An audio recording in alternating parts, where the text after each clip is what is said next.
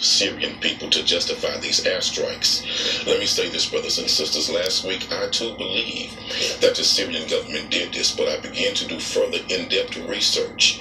And I am telling you, I think there's possibly some truth that Donald Trump is so paranoid about this Russia investigation, his lawyer being now raided, his home being raided of his attorney, confiscating documents, that perhaps this was set up to justify launching a strike against Syria to divert the Americans' public attention away from the investigation of the FBI into the Trump administration and to get our minds focused on the war. This country has a history of fabricating incidents to get us involved in international problems to justify us getting involved with military force. So the thinking of the Lusitania was a lie that justified the American government to get involved in that war. Before the Japanese bombed Pearl Harbor, there was a plan in place to justify America attacking Japan on the premise of a lie.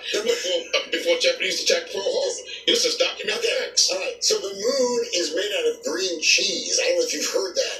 But look, I get the whole conspiracy theory thing, but you really believe that we would drop chemical weapons on kids and kill them just to divert attention from Michael Cohen's office getting raided by the FBI? I mean, really, Cornell? Well, let's talk about that.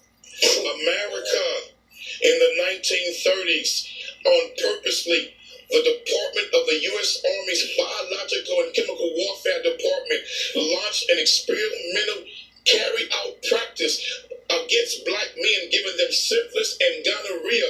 They did it for 34 years and never told these men they gave them gonorrhea, and they went home and impregnated their wives.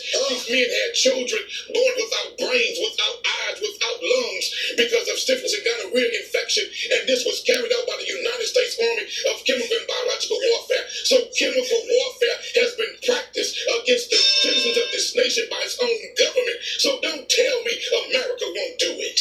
You know, when the Pilgrims came, they didn't really have turkey at Thanksgiving. No, the truth is so damn powerful. You now gotta make a joke because you can't deal with the consequences of the facts that I've just given you about your own nation. The problem with your history is that we're talking about Syria, and we're talking about now. If you believe the Russians using chemical